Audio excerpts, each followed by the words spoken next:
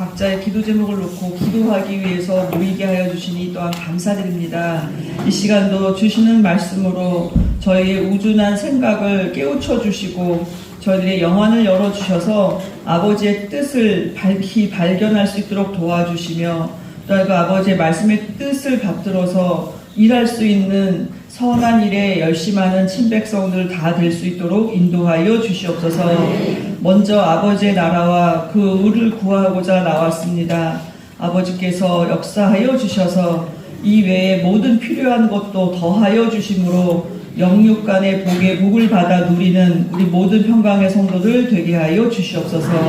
이루어 주심을 믿고 감사드리오며 존귀하신 우리 주 예수님의 이름으로 간절히 기도드리옵나이다. 네, 감사합니다. 이제 5월달이죠. 5월달은 구속사 시리즈 제5권 예수님의 족보 제3기의 내용을 여러분들이 이제 읽으실 텐데요. 오늘 저는 특별히 5권 가운데에서도 또 11권 학원과 연결된 바벨론 1, 2, 3차 포로 귀환에 대해서 공부하려고 합니다. 그래서 오늘 제목은 바벨론 포로 귀환 자들의 성별된 족보를 통해서 얻는 구속 교훈이라는 제목으로 오늘 받도록 하겠습니다. 바벨론 포로 귀환 자들의 그 성별된 족보를 통해서 얻는 구속 교훈이 무엇인지 살펴볼 텐데요. 본문 말씀은 느헤미야 9장 38절 말씀입니다. 이따가 읽어볼 텐데요. 먼저 우리가 그 요한복음 5장 39절 말씀을 보시면 모든 성경이 내게 대하여 증거하는 것이다 이렇게 말씀했죠. 그렇기 때문에 우리가 에스라 느헤미야서는 별로 인기가 없어요. 여러분이 예를 들어서 성경 66권 가운데 가장 좋아하는 책이 어딥니까? 그랬을 때 여러분이 뭐 느헤미야 에스라서다 이렇게 얘기하실 때 과연 있을까요? 네, 없죠. 없습니다, 사실. 근데 우리가 이제 5권 그리고 또 11권 학원을 공부하려면 그 에스라 느헤미야서를 잘 이해해야만 돼요. 그런데 저는 요한복음 5장 39절 말씀처럼 너희가 성경에서 영생을 얻는 줄 생각하고 성경을 상고하거니와 이 성경이 곧 내게 대하여 기록한 것이다 이렇게 말씀했죠. 네, 그렇다면 오늘 저와 여러분도 에스라 느헤미야서를 통해서 무엇을 얻어야 될까요? 영생을 얻어야 되고 그것을 통해서 예수 그리스도를 발견해야 된다 이렇게 말씀을 드릴 수가 있겠습니다. 그래서 이 에스라 느헤미야서는 에스라서는 이제 10장으로 구성되어 있는데 1장부터 6장까지가 1차 포로 귀환의 내용을 담고 있고요. 그 다음에 7장부터 10장까지가 2차 포로 귀환의 내용이고 그리고 느헤미야서는 3차 포로 귀환의 내용을 담고 있습니다. 그렇게 해서 1, 2, 3차 포로 귀환을 우리가 이해하려면 에스라서와 느헤미야서를 읽어야 되겠다는 것인데요. 결론은 이제 바벨론에서 돌아와야 되는데 1, 2, 3차에 걸쳐서 돌아왔는데 이 사건이 지금으로부터 말하면 약 한 2500년 전 이스라엘 역사 가운데 일어난 일이죠. 근데 이 바벨론의 포로 귀환이 오늘 예수 그리스도의 초림 그리고 재림을 준비하는 우리에게는 어떠한 교훈적인 영적인 의미가 있는지 먼저 살펴볼 텐데요. 요한계시록 18장 2절 그리고 18장 4절부터 6절 이렇게 쭉 보시면 우리가 살고 있는 타락한 이 세상을 큰 성 바벨론이라고 이렇게 지칭하고 있어요.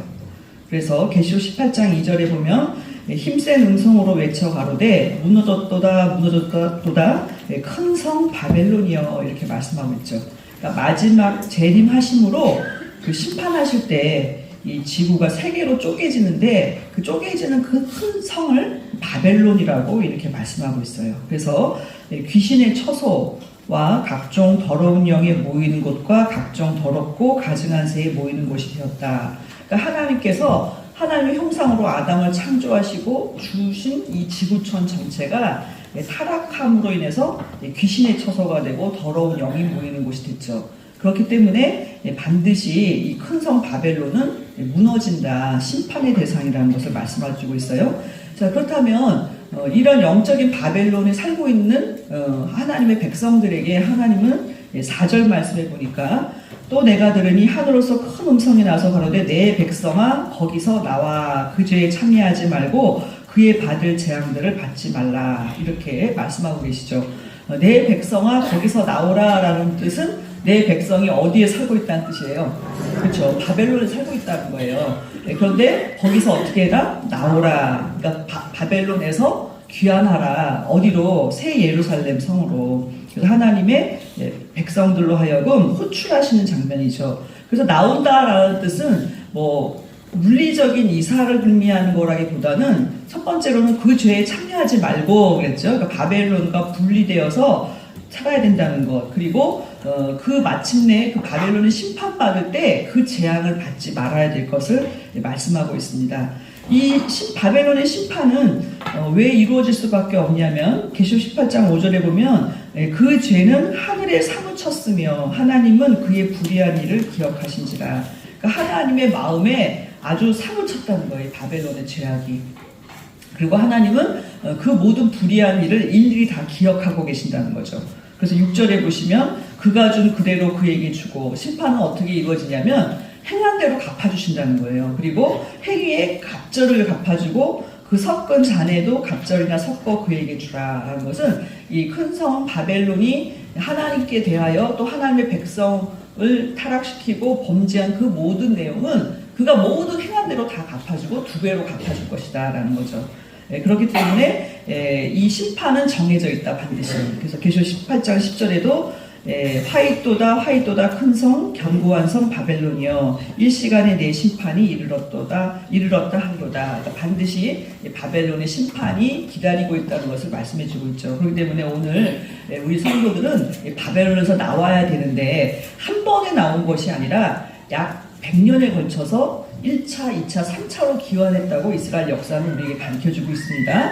그래서 왜 이렇게 오래 걸렸으며 1차, 2차, 3차로 귀환했다는 뜻은 오늘날 우리에게 어떻게 하여야 우리가 새 예루살렘에 들어갈 수 있는지 그 방법을 또 우리에게 계시해 준다 이렇게 볼 수가 있겠습니다.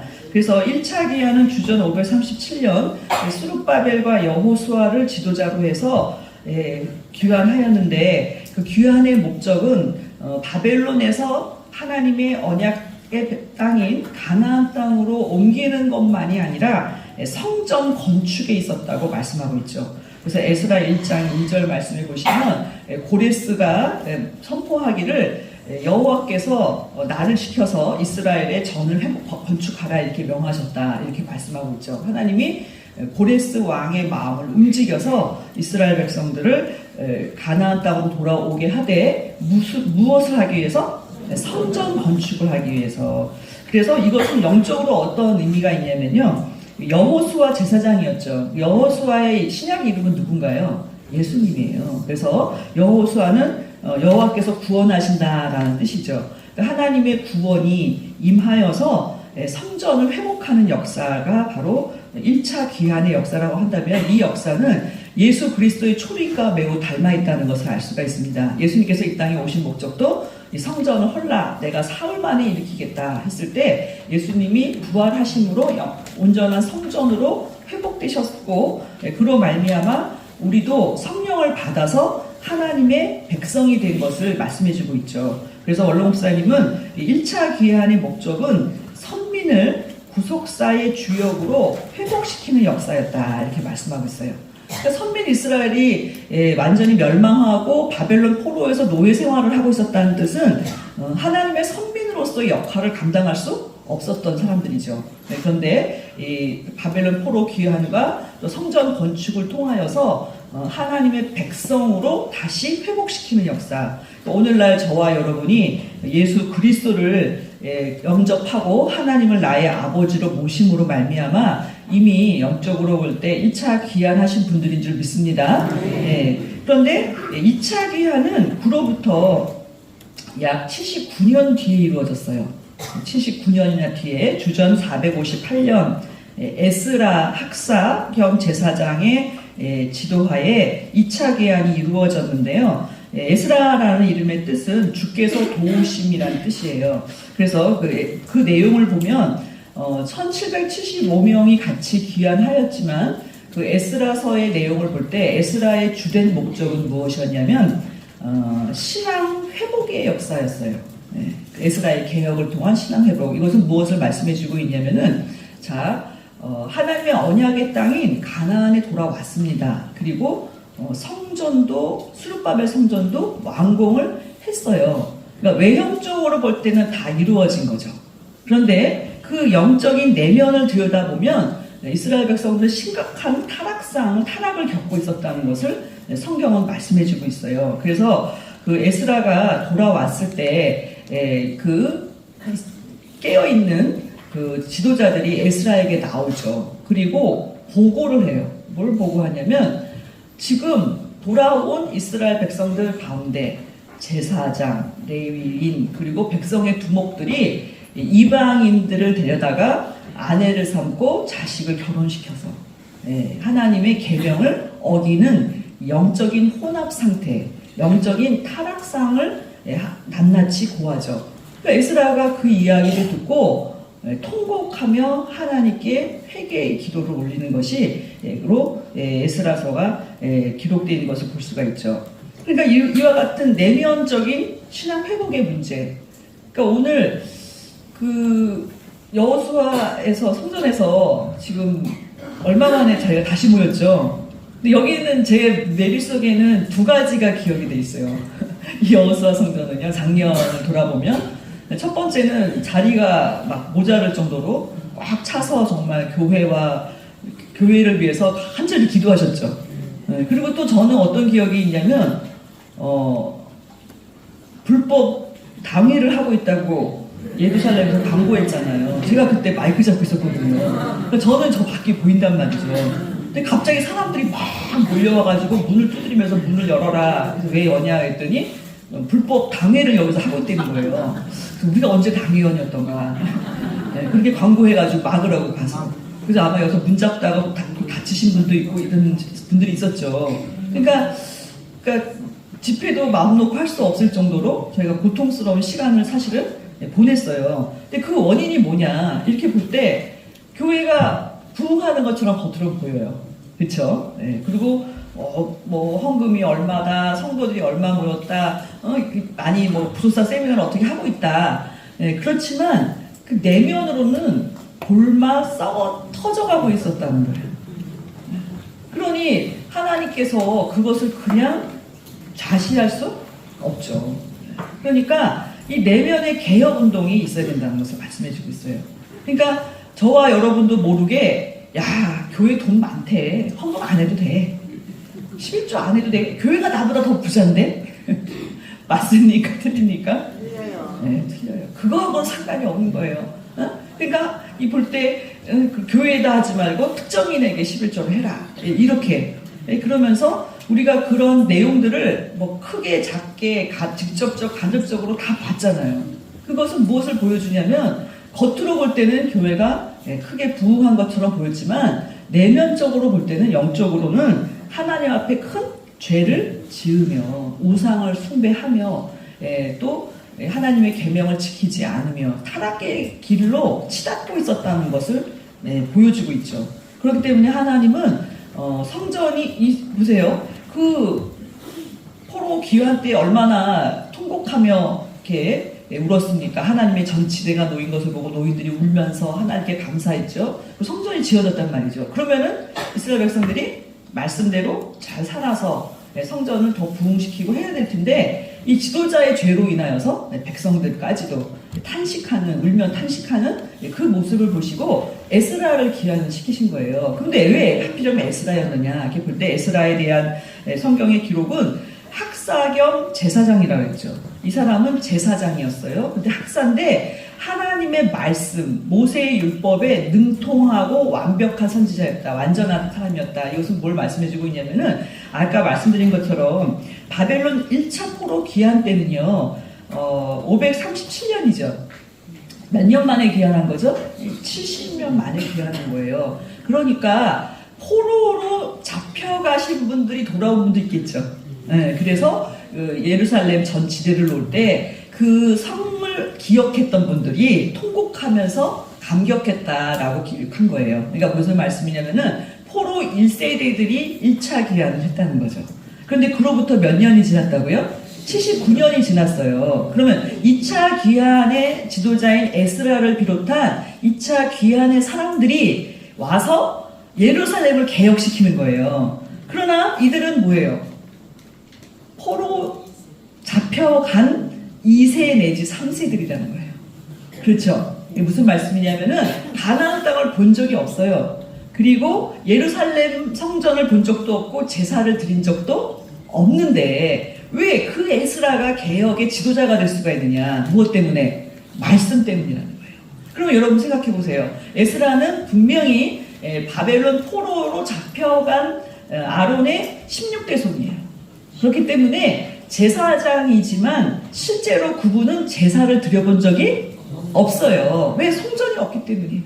아니 바벨론에 성전도 없고 제단도 없는데 거기서 무슨 제사장으로 일을 했겠어요. 그래서 그분을 제사장이라는 그 족보를 에스라 7장 1절에서 5절에 보면은 에스라가 자기의 족보를 먼저 밝혀요. 나는 아론의 16대 손이다. 그러나 학사로 불리운 이유는 뭐냐면은 학사라는 뜻은 뭐냐면 서기가 신약에 오면은 서기관이라는 뜻이에요. 그럼 서기관은 뭐 하는 분일까요? 성경을 필사하는 분이에요. 그러니까 바벨론 포로로 잡혀갈 때 성전은 파괴되고 제단도 없었지만 뭘 가져갔을까요? 네, 성경은 가져간 거예요. 그래서 여러분이 아시다시피 다니엘이 70년을 깨달을 때 뭐라고 했어요? 예레미야서를 읽고 깨달았다. 그 얘기는 바벨론 포로 가서도 성경이 계속해서 뭐하고 있었다? 필사되고 있었다는 뜻이에요. 그런데 단순히 성경은 그 당시 뭐 인쇄술이 없잖아요. 그러니까 다 필사예요. 제사장들이 필사를 하는데 베껴서 또 성경을 만드는 거예요. 그런데 그것만 한 것이 아니라 이제 서기관들의 일은 그 성경을 해석해주고 백성들에게 어떻게 한다? 가르치는 일을 하는 것이었어요. 그래서 에스라가 왜 에스라를 하나님이 지도자로 세웠느냐? 2차 포로 귀환에 에스라 7장 10절에 보면은 에스라가 하나님의 말씀을 배우고 지키고 그리고 어떻게 하기로 했다? 가르치기로 결심했었다라고 에스라 7장 10절에 기록되어 있어요. 그래서 저도 성경의 맨 앞에다가 써놓은 구절이 9구절이에요. 에스라 7장 10절. 그러니까 무엇이냐면 자기가 준행하고 먼저 읽고 깨닫고 준행하고 그것을 뭐 하기로 했다? 가르치기로 했다. 그리고 이 사람은 율법에 뭐하다? 능통하다. 그러니까 이것은 무엇을 말씀해주고 있냐면은 1차 포로 때 성전도 회복하고 제사도 계속 드리고 있었겠죠? 그런데 제사장들은 이방인들하고 결혼을 하는 거예요. 그러면은 그것은 무엇을 말씀해주고 있어요? 말씀대로 살지 않았다라는 것을 가르쳐주고 있는 거죠. 그렇다고 그것을 가르치는 사람은 말씀에 능통한 사람이 돼야 된다. 그래서 에스라가 와가지고 말씀을 쭉 읽어주니까 다 틀렸잖아요. 제사장도 잘못했고 레위인도 죄를 졌고 백성의 두목들도 보니까 죄를 졌어요. 아니 근데 사실 그때 역사적인 상황을 볼 때는 변명할 수가 있죠. 여러분 생각해보세요. 바벨론으로 돌아왔을 때 가나안 땅이 빈 땅이었을까요? 아니에요. 이방인들이 와서 살고 있었단 말이죠. 그러면 그 사람들하고 완전히 척지고 살 수는 없지 않냐. 그러니까 뭐 산발라 도비아 같은 사람하고도 연혼했다고 느헤미야에 나오잖아요. 그래서 뭐냐면은 정치적으로 우리가 이 예루살렘을 지키려면은 이방인들하고도 잘 지내야 돼 라고 생각하는 지도자들이 많이 있었다는 거예요. 그것은 인본주의적인 생각이에요. 왜냐하면 하나님께서는 특별히 제사장은 이방인이나 결혼한 여자나 처녀가 아닌 자와 결혼하면 안 된다라고 분명히 레위기서에 신명기서에 여러 번 말씀하셨단 말이죠. 그러면은 그 말씀을 기억하는 제사장이라면 그렇게 살아서는 안 되는데 제사장이 그렇게 살잖아요. 그럼 백성들은 어떨까요? 아유 뭐 제사장도 술 먹는데 사순절에 무슨 군주냐? 네? 그렇게 돼야 안 돼요? 돼요. 아니 제사장들도 선거운동 하는데 우리도 같이 하자. 이렇게 암암리에 인본주의 사상이 들어가서 그것이 마치 옳은 것처럼 그렇게 팽배하게 되어 있는 그 상황에서 에스라를 보내신 거예요. 그래서 에스라가 율법을 강론하기 시작하니까 아이고 하나님이 벌써 다 말씀하셨는데 그 말씀을 살지 않았구나. 그래가지고 그 에스라 10장에 보면은 이 백성들이 와가지고 다 어떻게 해요? 내보내고 아이들도 다 내보내고 다 개혁을 하겠습니다 라고 이렇게 와서 개혁운동이 시작이 된 것이죠. 그래서 에스라의 이 개혁운동은 무엇이었냐면은 선민의 자격을 회복한 것은 맞죠. 그러나 내면적으로 볼 때 하나님 말씀대로 살지 않는 그 영적인 내면적인 불순종에 대하여서는 누가 책망할 것이냐 할 때 에스라가 그것을 밝히 드러내므로 회개운동이 일어났다는 것을 에스라서가 기록을 하고 있는 거죠. 자, 그리고 나서 그로부터 약 14년이 지났어요. 14년이 지나서 주전 444년 느헤미야로 인한 3차 귀환이 이루어지는데요. 그 14년밖에 안 지났는데 이 느헤미야서를 보면 느헤미야가 3차 귀환을 하게 되는 동기가 예루살렘 성벽과 성문이 소화되었다 그랬죠. 그것은 무엇 때문인가요?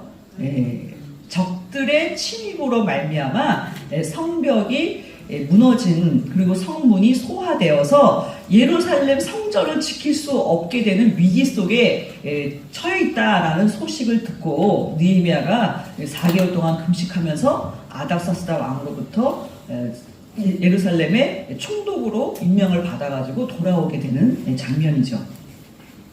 자, 그래서 이 느헤미야의 개혁의 내용은 무엇이었냐면은 무너진 성벽 재건 운동이었어요. 무너진 성벽 재건, 그리고 신앙 개혁인데요. 언약을 갱신해요. 그리고 인침을 통해서 족보를 성별시켜요.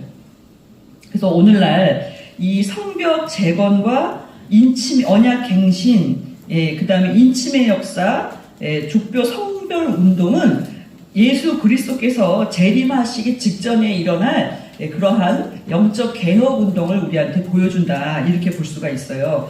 그래서 자 보세요.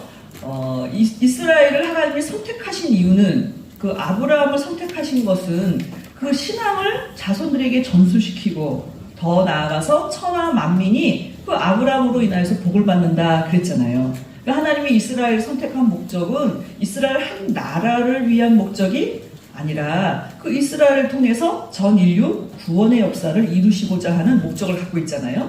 그러니까 반드시 이 땅에 누가 오셔야 돼요? 메시아가 오셔야 되는 거예요. 그러면 여러분 보세요. 메시아가 이 땅에 오시는데 당신의 성민들이 성별되지 않은 상태라면 여러분 보세요. 아까 말씀드린 것처럼 이방인들을 취하기 시작한다면은 이제 어떻게 되겠어요?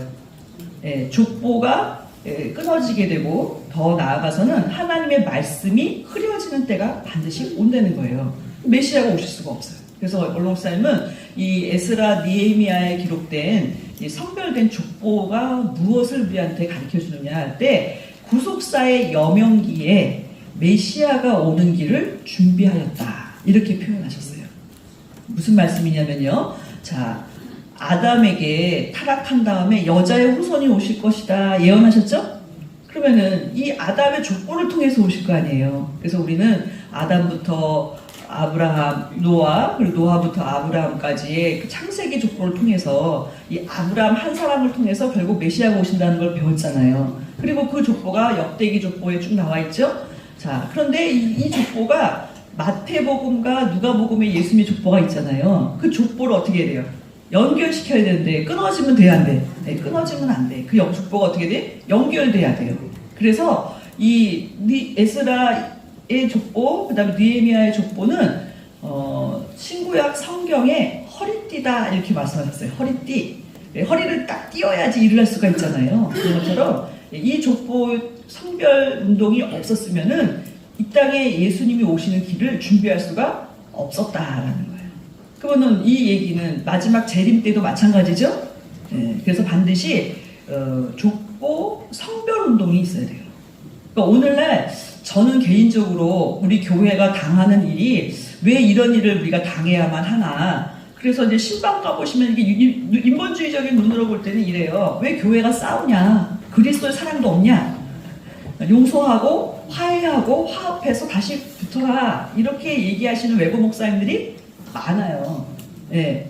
근데 그렇게 할 수 있는 경우가 아니에요. 왜 아니냐면은 이방보다 못하기 때문이에요. 네, 말씀을 변질시키고 우상 숭배하는 그 일은 하나님께서 가장 싫어하시는 일이에요. 그렇기 때문에 이것은 분리되고 정리가 돼야 될 일이지 그냥 적당한 선에서 화합해서 될 수 있는 일이 아니다. 왜 제가 이 말씀을 드리냐면은 자, 성전 건축을 하려고 했을 때 사마리아 사마리아 사람들이 왔어요. 야, 그래갖고 야, 예루살렘에 우리가 더 분깃이 있어. 그 얘기는 뭐냐면은 그 혼잡된 사마리아 사람들이 너네 바벨론 포 잡혀간 동안 우리가 이 땅을 돌봤다. 근데 너네 성전 건축해? 같이 하자. 그랬어요. 그랬더니 그렇게 하자고 해서 안 된다 그랬어요. 안 된다 그랬어요. 느헤미야가 성벽 건축할 때도 또 와서 그랬어요. 그랬더니 된대 안 된대? 안 된대. 왜 그러냐면 하나님의 명령이 그렇지 않기 때문이다. 왜 성별운동이에요 이것은. 성별운동이기 때문에 적당한 선에서 화합하고 연합해서 한 공동체가 될 수가 있다 없다? 없다는 사실이에요. 그래서 성벽을 재건하라는 것은 뭐냐면 성전을 지키기 위해서는 성벽이 있어야 돼요. 근데 그 성벽 건축이 그러니까 잘 드셔야 돼요. 성벽을 재건하는 것이 재건이지 건축이 아닙니다. 재건, 중건형 이것은 뭘 얘기하냐면 성벽이 없었던 게 아니에요.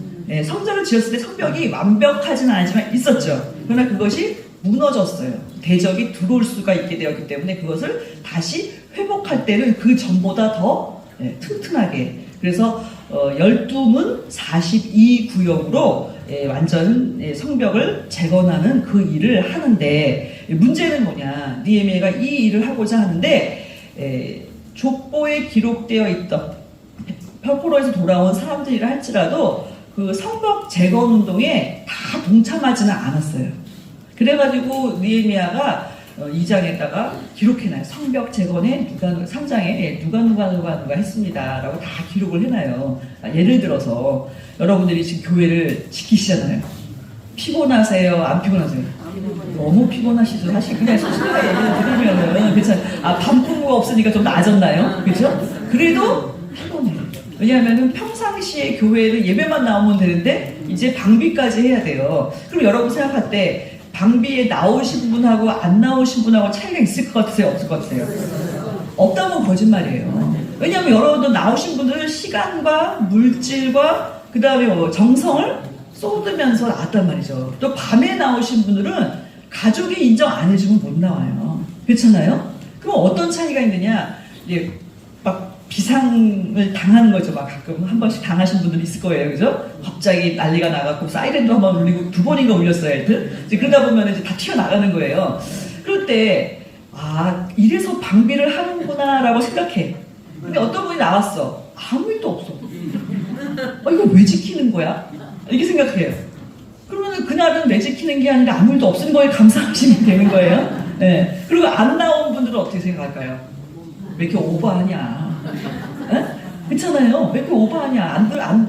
안 써들어올 건데 왜 그렇게 사람들을 갖다 불러다가 가정생활 하기도 힘들게 만드냐? 그 말도 언뜻 들으면은 맞는 것 같아요. 그런데 성벽을 방비하는 일은요 주야로 하는 거예요.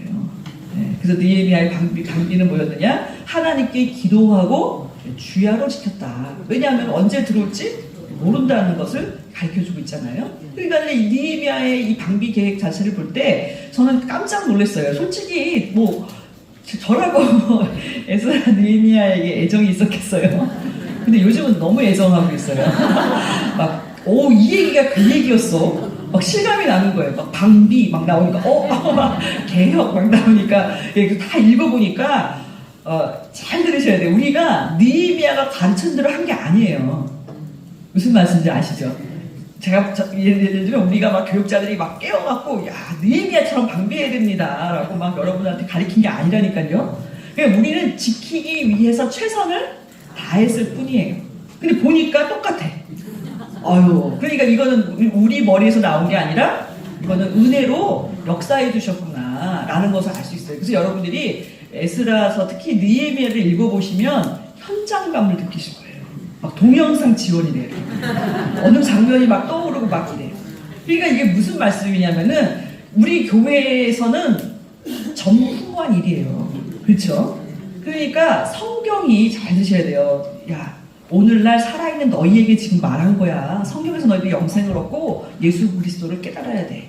이렇게 말씀하시잖아요. 근데 아무리 읽어도 흰종이에 까만 글씨인데 무슨 수로 거기서 그걸 깨닫겠어요. 그런데 이 상황에 몰아 넣어보니까 보여요, 안 보여요? 보여요. 이게 왜 은혜냐? 무둔한 우리의 영안을 확 열어가지고 느헤미야를 사랑하게. 이게 보통 역사입니까? 그죠? 성경의 맨 구석지에 끄트머리에 있는 아무도 좋아하지 않는 중요성을 알고도 몰랐던. 그래서 볼 때, 야, 그래서 이것을 갖다가 방비하는 역사. 그래서 그것은 뭐냐? 메시아가 오는 길을 뭐 했다? 준비하는 거였다. 구속사의 여명기에 메시아의 길을 준비하는 족보 운동이다. 이렇게 언론사님은 정의를 하신 거예요. 그래서 그때만 해도 그게 2010년도에 설교하신 내용이거든요. 근데 그때만 해도 그게 뭔 소리인지 솔직히 말하면 몰랐어요. 몰랐는데 이게 보니까. 그래서 여러분 이제 지금 교구마다 아마 총무님들 힘드실 거예요. 서약서 내라, 서역사 쓴 사람의 명단을 내라, 교구에 편성된 사람과 안 된 사람 중에 또 서약서 쓴 사람을 내라. 막 지금 그러고 계시죠? 이게 뭐 하는 얘기냐? 족보 성별 운동을 지금 하고 있는 거예요. 족보에서 뭐 많이 빠졌어요. 대신 그 빠진 족보에 들어오시는 분들이 많아요. 신방을 가보니까 알겠더라고요. 그 신방을 가서 제가 다 물어봐요. 어떻게 교회 질서와 권위에 순종하면서 교회 남으셨냐고. 이게 물어보니까 다 자기 증거가 있더라고요.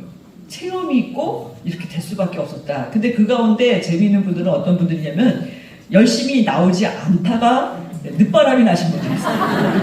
늦바람이 나셔가지고 막 정문에 나와갖고 막 계시고 막 남자분이 막 그러세요. 그래서 왜 그렇게 열심히 내셨냐. 이분은 교구에 편성가 안 돼 있던 분이에요. 근데 이제 부인이 가는 거는 오케이. 그러나 뭐 나복구까지는 오지 말아라. 그래서 차로 이렇게 데려다 주신 분이 이렇게. 근데 그러던 분이 이 소식을 듣고 그래도 이건 아니다. 이제 그래가지고 밤에도 나오시고 낮에도 나오시고 막 주일날 나오세요. 그래서 이제 그분이 그런 얘기 하시는 거예요. 제가 언제 이렇게 교회를 지켜보겠습니까? 이런 고백을 하시는 거예요. 근데 이제 그런 분을 볼 때 족보에 어떻게 해요? 들어가요. 그러니까 이게 볼 때, 야, 이게 참. 그래서 저희가 마치 어떤 느낌이냐면 대신방을 지금 하고 있잖아요. 근데 힘들죠. 근데 코로나 때 쉬었고 또 교회가 난리가 나면서 대신방 제대로 못했는데 이번에 해보니까 이 족보를 확실히 알겠더라고요. 그래가지고 족보, 네, 성별운동, 서약서 쓰신 분과 안 쓰신 분. 재미있는 건 뭐냐면은 족보에는 있는데 서약서 안 쓰신 분들이 있어요. 또, 네. 그러니까 이제 지금 보세요. 그래서 제가 왜 이게 성별운동이라고 했냐면요. 그 에스라 2장에도 이제 그 1차 귀한 족보가 기록이 돼 있고, 또 느헤미야 7장에도 또 있어요. 같은 족보가 두 번 기록됐어요. 그래서 사실은 아까 말씀드린 것처럼 에스라는 79년 뒤에 기록을 했고 느헤미야는 그로부터 또 93년 뒤에 이걸 또 기록하는 거예요. 근데 하나님이 그렇게 하라고 하신 거예요. 근데 보니까 차이가 있는 거예요. 네? 그러니까 무슨 말씀이냐면은 족보를 기록하되 그 족보를 증명하지 못하는 사람들은 빠지게 돼 있어요. 그리고 어떤 사람들은 보기에 없기 때문에 증명을 못해서, 그리고 어떤 사람들은 아까 말씀드린 것처럼 그 죄를 짓고 회개하지 않은 자들을 또 어떻게 해요? 또 빼고. 그래갖고 이 족보가요 어떻게 진화되기 시작하냐면은 아까 말한 것처럼 성벽 중건에 참여한 자들의 족보가 또 따로 있고요. 그런데 그 뒤에 느헤미야가 에스라를 초청해서 수호나 광장에서 개혁운동을 일으켜요. 그래서 말씀을 아침부터 저녁까지 수일에 걸쳐서 듣고 회개운동이 일어난 다음에 다시 10장에 가서 언약갱신식을 해요. 회개운동이 일어나고 언약갱신. 갱신이라는 말은 이런 뜻이에요. 여러분들이 예를 들어서 셋집을 살잖아요. 그러면은 계약을 몇 년마다 갱신하셔야 돼요. 2년마다 갱신 잘 하시잖아요. 그게 뭐냐니까 계약을 했지만 2년 계약을 한 거예요. 그러니까 어떻게 해요? 2년 뒤에도 이 주인이 계속 집을 줄 것이냐. 갱신. 근데 놀라운 거는 하나님의 언약에도 갱신이 있다는 사실이에요. 우리가 생각할 때 한 번 언약한 건 끝까지 가지. 물론 하나님은 그러세요. 그러나 우리가 죄를 짓거나 우리가 하나님을 떠날 때는 어떻게 돼요? 족보에서 빠지기도 한다는 거예요. 그래서 그 족보에서 그 이름이 흐려지지 않게 해달라고 기도한다는 건 뭐예요? 기록이 됐었어도 죄를 지었을 때 그 이름을 지워진다는 것도 우리는 알아야 돼요. 반대로 족보에는 없었는데 회개해서 다시 족보를 찾는 사람들도 있어요.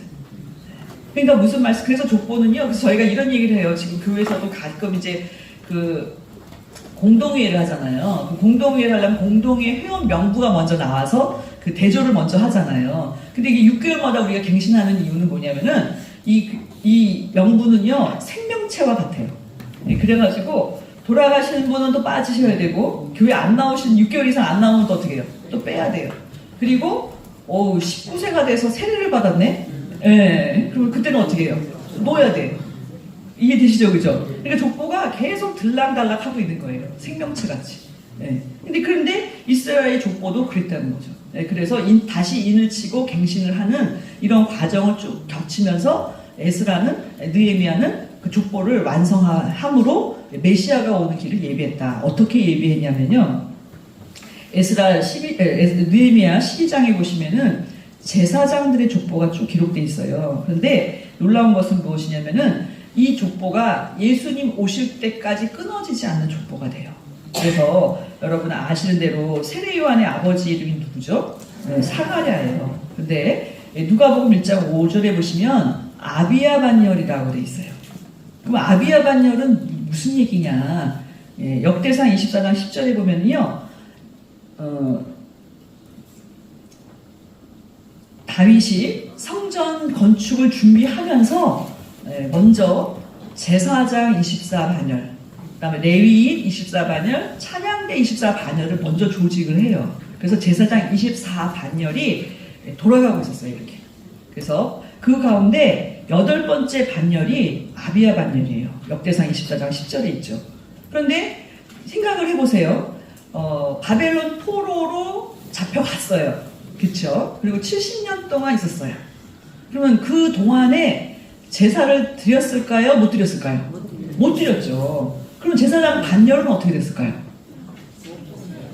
돌아갈 이유가 없어요. 제사를 못 드리니까. 그런데 놀라운 것은 그 반열로 무엇을 했는지는 성경에 기록이 안 돼 있어요. 근데 그 반열이 어떻게 해요? 계속 돌아가고 있었다. 바벨론 포로 때도. 그리고 귀환을 했어요. 그리고 예수님이 오실 때까지 어떻게 하고 있었다? 이 반열이 계속해서 지켜졌다는 사실이에요. 그러니까 제사장의 반열이 지켰다는 것은 제사장의 족보가 계속해서 어떻게 해요? 성별되면서 유지되고 있었다. 그래서 예수님이 오실 때 세례 요한의 아버지 사가랴는 아비야 반열로서 성전에 들어가서 직무를 다하다가 거기서 주의 사자의 음성을 듣잖아요. 그러니까 그것은 무엇을 말씀해 주고 있어요? 그 일이 없었으면 어떻게 됐겠냐. 그죠? 그러니까는 하나님 입장에서 볼 때는 이런 거예요. 제가 이러실 것 같아요. 바벨론 포로 때 흩어지지 않았어요. 제사장 직무가. 다시 돌아왔어요. 그래갖고 그것을 다시 회복을 해가지고 요세푸스는 예수님 오실 때 신약시대에도 24반열이 계속해서 어떻게 해요? 유지되고 있었다라고 기록을 하고 있단 말이죠.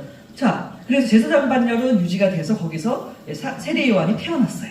또한 마태복음 족보에는 예수님의 아버지 족보죠? 요셉의 족보예요. 그죠? 누가복음 족보는 마리아의 족보예요. 둘 다 유다 지파예요. 근데 거기 보니까 족보에 계속 있었다는 뜻은 무슨 뜻이에요? 혼혈되지 않고 하나님의 계명대로 지켜서 혈통을 유지하고 있었다는 사실이에요. 그러니까 예수님이 그 족보를 통해서 오실 수가 있다. 여기 볼 때 얼마나 중요하냐는 거예요. 그러니까 여러분 목사님이 이것을 가리켜서 느헤미야의 족보 성별 운동은 메시아에 오는 길을 준비하기 위해서 필요했다. 이렇게 말씀하고 있는 거죠. 그러면 오늘날 우리 교회가 육신의 눈으로 볼 때는 반으로 예를 들어 쪼개졌어요. 성도 수도 지금 많이 사실 줄었죠. 그리고 여러모로 볼 때 교세가 줄었다고 할 수도 있어요. 그럼 우리가 볼 때 야, 그전보다 못해졌느냐? 저는 그렇게 생각하지 않습니다. 사실 제가 한 가지 사과를 드릴게요. 몇 년 전에 제가 교육자들도 믿지 마세요. 막 제가 그렇게 얘기했어요. 그랬더니 어느 분이 와서 저한테 막 뭐라고 그러더라고요. 교육자도 믿지 말라고 그러면 어떡하냐고. 네. 지금은 믿어주셔도 된다고 얘기하고. 그때 얘기한 이유를 아시겠죠? 사실은 성도님들 몰라도 교육자들은 알 수밖에 없어요. 같이 생활하니까. 그러니까 모르시는 분들은 그래도 그분 말씀도 잘 가르치고 대화해보니까 괜찮던데 저한테 그래요. 그래서 제가 주일만 보면 그래요. 매일 보시면 안다고. 생활을 같이 하니까 드러나고 나타날 수밖에 없잖아요. 그러니까 제가 너무 가슴이 아픈 거예요. 같은 교육자로서 얼굴에 침 뺏기잖아요. 그러니까 제가 함부로 그 얘기를 할 수는 없고, 그러니까 어떻게 해요? 다 믿지 말라고 얘기할 수밖에 없죠. 지금은 그 얘기 취소할게요. 네, 나와 계신 분들은 정말 제대로 남으신 분들이에요. 제가 볼 때는. 네, 왜냐 여러 가지 내용이 있겠지만 어쨌든 제가 볼 때는 물론 부족한 것도 있고 있어요. 그러니까 제가 이 세미나를 지난번에 가면서 느낀 것이 무엇이냐면은, 야, 그 영을 주시는구나. 그게 느껴져요. 젊은 특히 교육자님들 통해서. 그러니까 여러분들이 우습게 여기시면 안 돼요. 네? 예를 들어서 뭐 30대 전도사 목사님이 있으시잖아요. 네, 저는 열심히 들어요. 그분들 얘기를, 말씀을. 왜 들을까요? 네, 저분들을 통해서 말씀하신다는 걸 알기 때문이에요. 이해되시죠? 그러니까 여러분은 어떻게 생각하셔야 되냐면, 여기에 누가 서든지 상관없어요. 어느 분이 설교를 해도 상관이 없어. 그 가운데 분명히 하시고자 하는 말씀을 선포하게 되어 있어요. 그래야 사람이 왕노릇하지 않아요. 그렇죠? 누가 해야 된다? 없습니다. 성령이 임하시면, 그리고 성결 본인이 기도하고 회개하고 구하잖아요. 그러면 그 입술을 통해서 말씀하시는 거예요. 그건 성경 전체의 말씀이에요. 그러니까 느헤미야도 에스라도 하나님이 내 마음을 감동해서 하셨다라고 했지, 내가 했다라는 말 한마디도 없어요. 네? 성경 66권을 봐도 없어요. 하나님의 사람들은 반드시 하나님이 하셨다. 그것을 고백하고 있는 거예요. 그래서 오늘 저와 여러분도 이렇게 하기 위해서 에스라를 닥달하시고 느헤미야를 닥달해서 그 운동을 하게 하신 거예요. 그러니까 느헤미야가 얼마나 괴로웠겠어요. 왜? 외부의 적하고도 싸워야 되죠. 또 내부에 불순종하고도 싸워야 돼요. 그러니까 안팎으로 전쟁이에요. 그러니까 느헤미야가 나중에 하도 욕을 먹어가지고 맨 마지막에 느헤미야가 하나님이여, 내가 한 일을 기억해달라고. 그걸 오직하면 그렇게 기도를 했겠어요. 그러나 그것이 구약의 마지막, 어떻게 보면은 이제 물론 뭐 말라기도 있고 있지만은 역사서의 마지막 기록이죠. 뭐 에스더는 별개로 친다 할지라도, 그것을 볼 때 그 이후에 그 자리에 바로 예수님이 이 땅에 오실 수가 있었구나라는 것을 볼 때 마지막 때도 마찬가지라는 거예요. 왜 그러냐면은 인치는 역사가 있잖아요. 계시록 7장과 14장을 보시면은 마지막 때도 하나님의 백성을 인치시는 역사가 있다. 그리고 나서 새 예루살렘성 입성이고, 이것을 볼 때도 이 느헤미야의 역사가 마지막 재림의 그림자구나 하는 것을 알 수가 있죠. 그래서 결론을 맺도록 하겠습니다.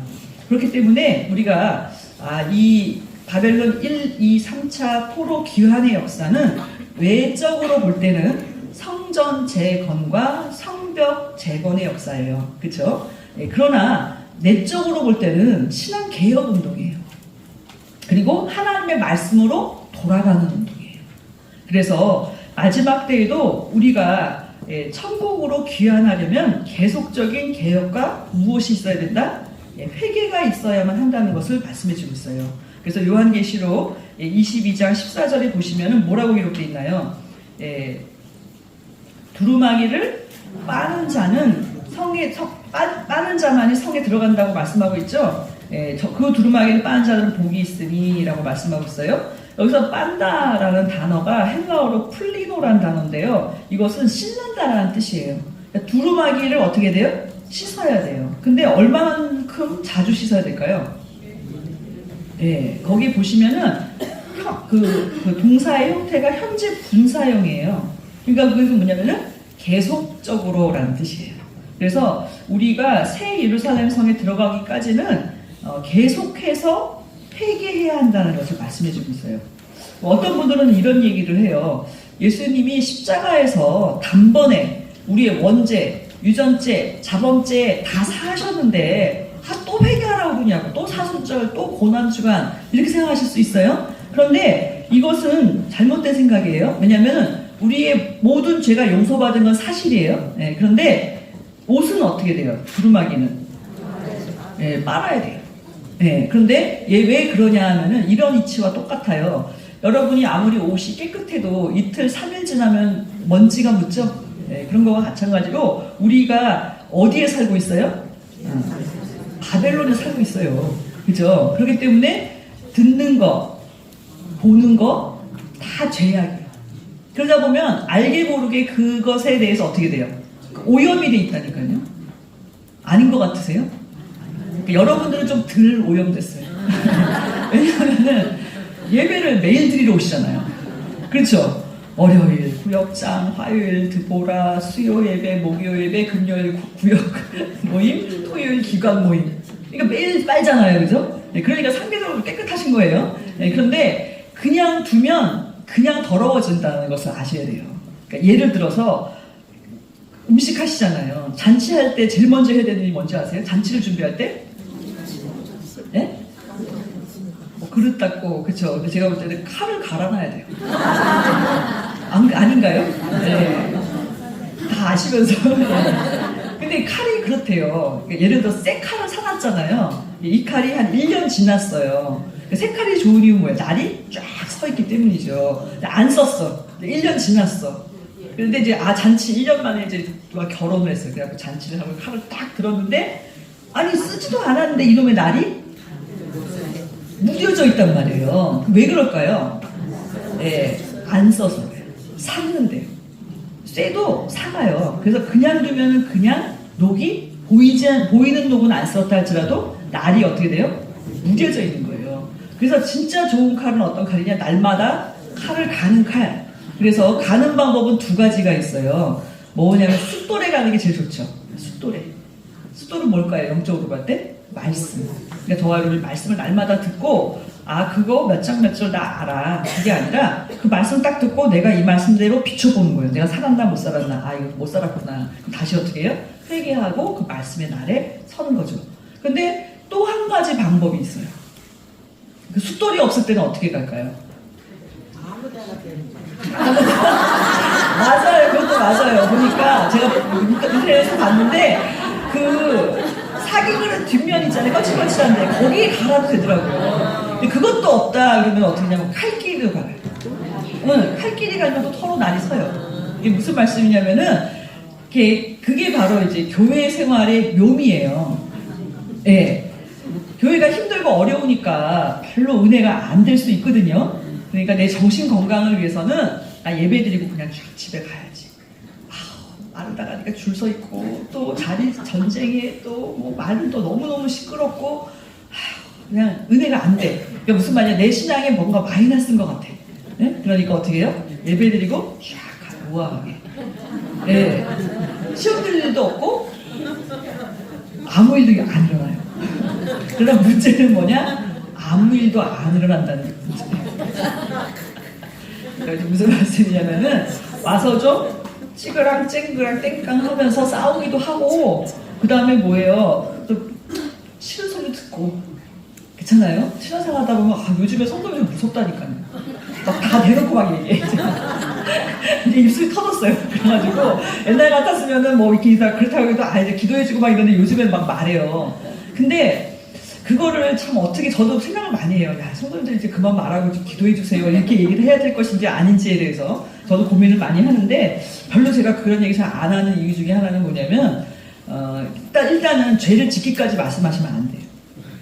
아셨죠? 그죠? 네? 심판하는 그런 말씀은 왜냐면 심판권은 나한테 없어요. 네? 그러니까 심판하다가 내가 심판받을 수도 있어요. 그러니까 조심하셔야 된다는 거서 이 말한 대로 심판받는다 하는 그 부분에 대해서는 여러분들이 항상 조심하시고 행여나 성령께서 야 너 그때 그 말 한 것도 잘못한 거야 라고 가르쳐주시면 빨리 회개하세요. 괜찮아요. 회개는 빠를수록 좋아요. 설거지는 그때그때. 시간 지나면은 물 뿌려야 되고 아주 사고가 커요. 그죠? 그때그때 하셔야 되는데 그러나 어떤 경우는 정말 하나님이 저 사람을 통해서 나한테 말씀하실 때도 있어요. 그래서 언론사님께서는 이렇게 얘기하셨어요. 제일 좋은 거는 말씀으로 들을 때 회개하는 게 넘버원이래요. 아까 전에 말씀에 숫돌에 가는 거. 그죠? 딱, 말씀 보니까 내가 잘못했네? 그럼 어떻게 하면 돼요? 회개하면 돼요. 근데 그렇게도 안 들으면은 그 다음에 뭘 하시냐면 쓰리 쿠션으로 와요. 그러니까 누군가 입을 통해서 나한테 얘기해.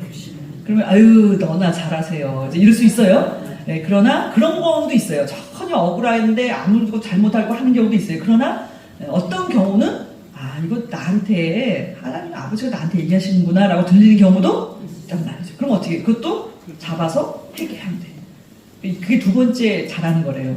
네. 세 번째는 그래도 안 되면 어떻게 하시느냐면은 치시는 거예요. 치시는 방법 여러 가지죠. 그죠? 그래서 그때 회개해도 된다. 기회는 여러 개가 있는데 선택은 자유예요. 아셨죠? 그죠? 네, 그래서 제일 좋은 거는 뭘까요? 말씀으로 듣고 고치는 게 제일 베스트예요. 왜냐하면은 뭐라고 하셨냐면은 쥐도새도 모르게. 아무도 모르니까 얼마나 좋냐는 거지, 그죠? 네, 그래서 제일 좋다. 그래서 지금 두루마기는 빠는 자가 복이 있다. 거룩한 성 예루살렘에 들어갈 권세를 얻는다는 거예요. 그러니까 오늘 저와 볼 때 1, 2, 3차 기한을 통해서 이 족보 성별 운동을 시키신 거는 계속한 개혁과 회개 운동이었구나라는 것을 알 수가 있고요. 그래서 여러분 그런 거 있어요. 이제 요즘에 제일 꼰대가 뭐래요? 꼰대. 어떤 사람이 꼰대예요? 라떼. 라떼는 이랬다. 그래서 신방 가보면은 이제 옛날 얘기 다 하세요. 나쁜 건 아니에요. 네, 그러나 라떼를 좋아하시는 분은 뭐냐면 라떼밖에 없기 때문에. 지금이었어. 예? 라떼가 나쁜 게 아니라니까요. 누구 여기 계신 분 중에 한때 라떼 없는 분 어디 있어요? 라떼 다 이랬지. 한때 하셨잖아요. 중요한 건 뭐냐면은 지금도 계속 은혜를 받고 있느냐라는 거예요. 그게 현재형이냐. 그래서 이런 것 같아요. 제가 성도님들 볼 때 어떤 분은 막 신방 다녀보면 어우 40년 지기 막 50년 지기도 계세요. 교회 나오신지. 그래서 이분하고 저도 막 32년이 됐어요. 전도사인지. 그러다 보니까 정말 수십 년 동안 알고 있었어요. 근데 어떤 분은요 후레쉬에 되게 무슨 말씀이냐면은 연세도 많고 또 오래되셨어요. 근데 되게 새로워요. 그래서 뭐 요즘 뭐 은혜 받으신 거 있으세요? 막 물어보고 싶고 막 이래요. 근데 어떤 분은 그냥 쏘쏘 죄송합니다. 네, 그게 무슨 차이일까 생각을 해봤어요. 이게 무슨 차이일까? 이게 보니까 라떼밖에 없는 분은 꼰대가 돼요. 그래서 조심해야 돼요. 저도 조심해요. 왜 그러냐면 특히 이제 신세대들. 여러분이 이번에 교회가 이렇게 확 뒤집어지면서 제가 느낀 건 또 한 가지 역사는 세대 교체예요. 그렇죠? 청년들이 막 일어나고 있어요. 최근 들 중에 가장 기쁜 얘기는 뭐냐면 청년들이 장로가 되겠다고 결심을 했대요. 교회를 지키던 청년들이 교회를 보니 장로들이 그랬잖아요, 그죠? 난리 났잖아요. 그러니까 그전에는 무슨 장로 뭐 헌금하고 뭐하고 교회를 하고 다 그걸 안 하고 그냥 세상에서 그냥 이랬는데 장로가 돼야 되겠다. 장로가 되려니까 해야 될 게 많아. 그래가지고 그 얘기를 젊은 청년들 입에서 막 나온다는 거예요. 그러니까 얼마나 감사해요. 바뀌었어 그게. 네. 근데 그 친구들한테 노량진 때 했던 방법? 예를 들면 오래전 초창기의 방법을 강요해서는 안 된다는 거예요. 이해되시죠? 그죠? 그러니까 왜냐면 지금 아이들은 자기들 나름대로의 신앙의 어떤 정도를 걷고 있어요. 근데 우리가 볼 때는 너무 아닌 것처럼 보여요.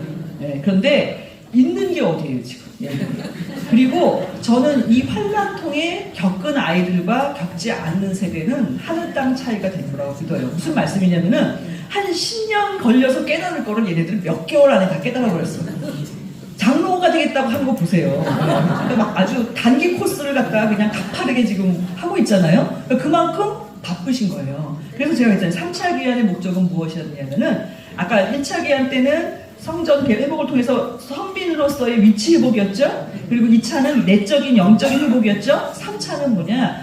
구속사의 일꾼으로 내세우기 위한 성별 운동이에요.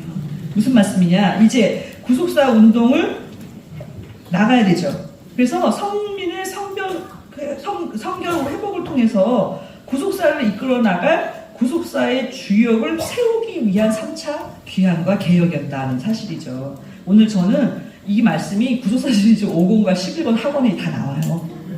네. 5권 다 읽어보셔야 된다니까요. 이거 보면 1, 2, 3차 귀환에 다 제가 그대로 읽어드린 거예요. 그 원롱사님께서 서론에 하신 말씀을. 그러니까 지금 우리가 겪는 일이 무엇이냐. 물론 뭐 1차 지나고 2차 지나고 다 동시다발적으로 하지만 우리가 정말 제대로 된 구속사 운동을 하기 위해서 족보 성별 운동을 지금 하고 계시는구나 라는 것을 믿으시기 바랍니다. 그래서 이것을 교회에 대한 충성으로 돌리셔야 돼요. 근데 여러분들이 교회 지킴이 한 번 나오고 두 번 나오고 세 번 나오면 저는 다르다고 생각해요. 왜 그러냐면은 몰롱사님께서 그렇게 얘기했어요. 왜 느헤미야가 야 예루살렘에 다 들어와 예루살렘에서 자대 옷도 벗지 말고 자 막 이렇게 얘기한 거예요. 왜 그랬느냐? 그게 거기서 느헤미야가 하는 말이 그것이 너와 네 가족을 지키는 거야 라고 말씀한 거예요. 이거 보세요. 교회가 없으면은 신앙의 터전이 잃어버리는 거예요. 아침에 그 마당을 쓸어요. 근데 전도사 숫자가 많이 줄었잖아요. 그러니까는 너무 많이 쓸어야 되는 거예요. 너무 힘들어요. 그런데도 감사하죠. 아, 쟤네는 쓸 마당이 없겠구나. 그렇잖아요? 네, 너무 감사해서 또 쓸어요, 이렇게. 그러니까 힘들어도 감사한 거예요. 그건 뭘 얘기하냐면은 그게 얼만큼 우리를 성장시키고 있느냐. 근데 여러분들이 지금은 막 너무 정신도 없고 막 바쁘고 막 이러니까 잘 몰라요. 근데 어느새 엄청난 하나님의 사람으로 성장해 있다는 것을 믿으시기 바랍니다. 그것이 여러분 가정과 자녀들도 그러하다. 그렇게 하시는 이유. 왜 이렇게 우리를 달달 볶으시느냐. 저는 원로목사님 별세하시는 이유로 우리가 이렇게 볶일 거라고는 생각을 못했어요. 근데 지금 어느 정도 볶이냐면 거의 비슷해요. 계실 때랑. 막 5분 대기 좀 새벽에 나와서 갑자기 막 청소하라고 그러시는 거예요. 유리 닦으라고. 그래서 새벽 3시에. 그래서 새벽 3시에 왜 유리 닦아냐 했더니 비 오는데 지금 닦지 언제 닦냐고. 마를 때 닦으면 물이 많이 든다는 거예요. 근데 비가 왔잖아요. 창문에 젖어 있잖아. 얼마나 좋냐고. 어떻게 비가 오는데 유리창 닦을 생각을 안 하는지 도저히 난 이해가 안 된다. 너희가 이해할 수가 없다고. 여주 한참 사실 때는요, 새벽 4시에 다 불러 모았어요. 그리고 다 나가서 해가 떴나 좀 보고 오래. 저보고, 그래서 제가, 아니, 4시인데, 여름이어도 해는 안 뜨단 말이에요. 여름 5시쯤 돼야 뜨잖아요. 그래서, 아유, 4시니까 안 떠요. 그럼 혼나니까, 네. 나갔어. 당연히 안 떴죠. 들어왔어. 그랬더니, 왜, 어떻게 됐냐요, 밖에 해가. 그래서, 아직 안 떴고요. 깜깜합니다. 그랬더니, 왜 해가 안 뜨지? 얼마나 바쁘시면은 일어나서 해가 뜨기를 기다렸다가 일을 하시더라고요. 밤에는 불을 켜놓고 일을 하시고. 그래서 그때는 몰랐어요. 왜냐하면 2006년도에 여주를 사고 2007년도에 창세기 독보가 나와야 되니까 1년 만에 일을 끝내신다니까 그렇게 바쁘셨던 거예요. 몰랐어요, 그때는. 그리고는 막 갔다가도 막 줄문진 갔다 어디 갔다 오면은 또 어디를 가세요? 그럼 가서 집에 가서 빨래는 좀 돌렸다가 말려갖고 나올 수는 없을까 이제 생각하잖아요. 또 가야 되는데 왜 그러냐 했더니 내가 몇 번이나 오겠냐고 그러신 거예요. 네, 그때만 해도 그거 생각을 못했죠. 그러니까 무슨 말씀이냐면은 일을 하실 때는 다 이유가 있다. 우리가 못 깨달을 뿐이에요. 시간이 지나니까 깨달아지는 거죠. 그래서 제가 오늘 여러분한테 교회가 왜 우리가 이런 환난을 겪어야만 하느냐라는 내용을 볼 때 우리는 준비하기 위해서구나 라는 것을 알 수가 있습니다. 그렇기 때문에 힘들어도 어떻게 해야 돼요? 해야 돼요. 네, 그리고 감사하셔야 돼요. 네, 저는 가끔 불쌍해요. 밖에 계시면 너무 불쌍해요. 왜 불쌍하냐면 그런 얘기를 해요. 우리는 말씀이 있고 너네는 껍데기밖에 없어. 그렇게 얘기를 해요. 뭘 모르는 거예요? 네, 성전이 껍데기가 아니라는 거예요. 모리아 성전과 이 모든 성전은 원로 목사님의 눈물과 땀과 기도, 성도들의 눈물과 땀과 기도가 거기에 있어요. 왜 그거를 몰라요? 그러니까 여러분들이 집에서 예배 드릴 때랑 모리아에서 예배 드릴 때 같아 틀려요. 왜 틀려요? 왜? 똑같은 예배인데. 제가 알려드릴게요. 저도 온라인 해보니까 아는 거예요. 자, 여러분의 집은 속된 곳이에요. 속된 곳. 먹고 자고 싸고 쉬고. 그렇죠? 모리아는 예배만 위해서 준비된 건가요? 그렇죠? 같아 틀려요. 그러니까 여러분은 모리아에 오는 순간 은혜를 안 받을래야 안 받을 수 없게 집에서는 물도 마시고 화장실도 가고 여러분 중에 솔직히 얘기해보세요. 온라인 예배들 처음부터 끝까지 모리아에 앉은 것처럼 앉아있었다. 양심상 고백하시죠? 그것은 무엇을 얘기해주고 있냐면은 예배도 내 노력, 내 은혜도 내가 받는 것도 내 아니라는 거예요. 하나님이 어떻게 해요? 그것을 하시는 거예요. 성전은 그렇게 해서 있는 거예요. 이해되시죠? 그죠? 네, 그렇기 때문에 여러분들이 이 교회에서 나와서 예배 드리는 것, 신앙생활 하는 것, 이거 자체가 나를 계속해서 성결시키시는 역사였구나. 두루마기를 계속해서 까는 역사였구나. 라고 생각하시면서 감사하시면서 5월달에 5권 또 읽으시고, 그리고 또 여러분들이 그동안에 저희가 전쟁하느라고 성경을 많이 못 읽었어요. 근데 원로 목사님께서는 성경을 1800번을 읽으셨잖아요. 그리고 구속사 시리즈를 쓰셨잖아요. 그래서 구속사 시리즈 읽는 것은 성경을 1800번까지는 아니어도 계속 읽으면 그 정도의 효과를 우리한테 갖다 줘요. 무슨 말씀이냐면은 에스라 느헤미야를 내가 100번 연구해도 못 깨달아요. 그쵸? 근데 그것을 우리한테 그냥 쫙 해주잖아요. 그러니 얼마나 이게 시간을 단축하는 일입니까? 에녹이 365년을 살고 변화받았잖아요. 그럼 300년 동안 동행했죠. 그럼 저와 여러분은 영원히 변화 못 받아요. 아, 그래, 안 그래요? 그럼 어떻게 변화받을 것 같으세요? 제가 비결을 알려드리고 요즘에 하도 저쪽에서 자기 아니면 변화 못 받는다고 열받아가지고 그래갖고 참 타락해도 그렇게까지 갔어요. 거기까지. 끝까지 가는 것 같아요. 여러분 보세요. 그래서 이렇게 언론사에 한번 얘기했었어요. 사람은 100세 어린아이, 200세 청년, 300세쯤 되면 철든다고 그러시더라고요. 그러니까 변화받으려면 철들어서 300세는 넘어야 돼, 에녹처럼. 그럼 우리 같은 100년을 못 사는 인생들은 어떻게 돼요? 큰 차이점이 있어요. 에녹 때는 뭐가 없었어요? 성경이 없었네. 구전밖에 없었어요. 그쵸? 그러니까 무슨 말씀이냐? 너희가 무엇을 영생을 얻는다고요? 성경이 없어요. 그러니까 우리가 짧은 이 시간의 신앙생활 가운데 변화받을 수 있는 유일한 길은 뭐냐면은 성경이에요. 성경에 기록된 그 모든 말씀의 지혜를 성경을 통해서 어떻게 압축해서 받는 거예요. 근데 그 성경을 깨달으려니까 키가 뭐예요? 구속사 시리즈예요. 구속사 시리즈를 제대로 읽었으면 성경을 읽게 돼 있다는 거예요. 아셨죠? 그죠? 그래서 여러분들이 우리가 너무 많이 잃어버리고 있는 부분이 있겠기에 제가 말씀을 드립니다. 그래서 지키시더라도 구속사 읽으시고 성경 읽으시고 꼭 하셔야 돼요. 그래야만 내 영혼 육이 다시 다 돌아와요. 아셨죠? 오늘도 살아계셔서 저희들을 사랑하여 주시되 끝까지 책임지시고 사랑하시는 우리 아버지 은혜를 진심으로 감사드리고 감사드립니다. 교회가 큰 환난을 만난 중에 있사오나 웬 은혜인지 웬 사랑인지 저희들의 우둔한 머리를 열어주시고 생각을 열어주셔서 다시 한번 아버지의 말씀으로 다시 한번 저희들 깨닫게 하시고 회개하게 하시고 다시 한번 말씀에 집중하며 충성 헌신할 수 있도록 저희들에게 이 놀라운 복의 복을 허락하여 주시니 진심으로 감사드리고 감사드립니다.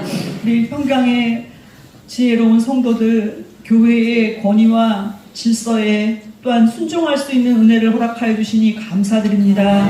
또한 성전을 지킬 수 있도록 아버지께서 저희들의 발걸음을 인도하여 주신 은혜 앞에 진심으로 감사드리고 감사드립니다. 이 교회가 당하는 이 모든 일이 느헤미야에 있었던 그 성벽을 재건하며 또한 아버지 외적으로부터 지키며 보호하며 아버지 그 완성하는 그 모든 일들이 또한 우리 평강제일교회를 통하여서 일어나는 줄 믿고 감사함을 드립니다. 살아계신 우리 아버지 선과 악을 분별할 수 있는 지혜를 허락하여 주시옵시고 악은 모양이라도 버릴 수 있도록 축복하여 주시옵시고 오직 말씀의 입장에서 말씀 앞에 설 수 있는 저희들 될 수 있도록 인도하여 주시옵시고 시온산에선 인침을 받은 시사와 사천과 같이 그 입에 거짓이 없고 또한 아버지 말씀대로 끝까지 따라가는 저희들 될 수 있도록 아버지 훈련시켜 주시는 은혜 앞에 또한 감사함을 드립니다. 살아계신 아버지 이 환난을 통하여서 구속사의 주역으로 세워주시고 마침내 아버지께서 이 평강제일교회를 통하여서 열방을 구원하시는 그때를 준비하는 줄 믿습니다. 특별히 세워주신 대리회장님과 모든 목사님들과 전도사님들 기억하여 주시옵소서. 하나님의 종들 이렇게 말씀에 순종하며 아버지의 말씀을 사랑하며 구속사를 전파하는 일에 전심전력하며 교회와 또한 성도들을 돌보는 일에 자지 않고 먹지 못하며 일하는 당신의 귀한 종들을 불쌍히 여겨주시고 기억하여 주시옵소서. 저들의 충성과 헌신과 눈물과 땀이 아버지 자양분이 되어서 우리 평강제일교회가 다시 한번 회복되는 역사를 허락하여 주시옵소서. 이탈측의 분리로 말미암아 성벽이 무너진 것처럼 교구와 기관들이 허물어지고 잊어버려지고 파괴되었습니다. 그러나 살아계신 아버지 반드시 그 이전보다 더 튼튼하게 12문 42구역으로 성벽을 완공시켜 주신 것처럼 우리 평강제일교회에 다시 한번 회복시켜 주시는 역사가 있을 줄 믿고 감사함을 드립니다. 성별시켜 주신 것 감사드립니다. 구별시켜 주신 것 감사드립니다. 본토 친척 아버지 집을 떠날 수 있도록 인도하여 주신 것도 감사드립니다.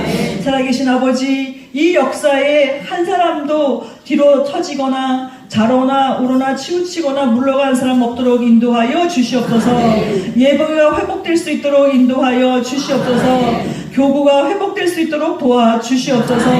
여러 기관들이 다 회복될 수 있도록 인도하여 주셔서 그 이전보다 더 부흥될 수 있도록 우리 아버지 도와주시기를 간절히 빌고 원하옵나이다. 이 시간 특별히 이탈측을 위해서도 기도합니다. 반드시 아버지께서 끝까지 붙잡아 주실 영혼들도 있는 줄 믿사오니 아버지, 저들의 눈에 손꼽불이 다 벗겨질 수 있도록 아버지 인도하여 주시옵소서. 거짓과 참을 구별할 수 있도록 도와주시옵시고, 무엇보다도 살아계신 아버지께 간절히 기도함으로 아버지 하나님의 도우심을 얻어서 아버지 분별하게 하시고 또 마음으로 회개하게 하시고 아버지 성전으로 돌아올 수 있는 그날이 앞당겨질 수 있도록 인도하여 주시옵소서. 그러나 이 모든 일이 저희의 원대로 되지 않는 줄 압니다. 오직 아버지의 예정된 시간표 속에 이루어지는 줄 믿사오니 저희들은 끝까지 인내하며 끝까지 인내하고 기도하며 끝까지 말씀을 붙잡을 수 있도록 인도하여 주셔서 이 환난을 통하여서 저희 모든 성도들이 말씀의 사람이 되게 하여 주시옵소서.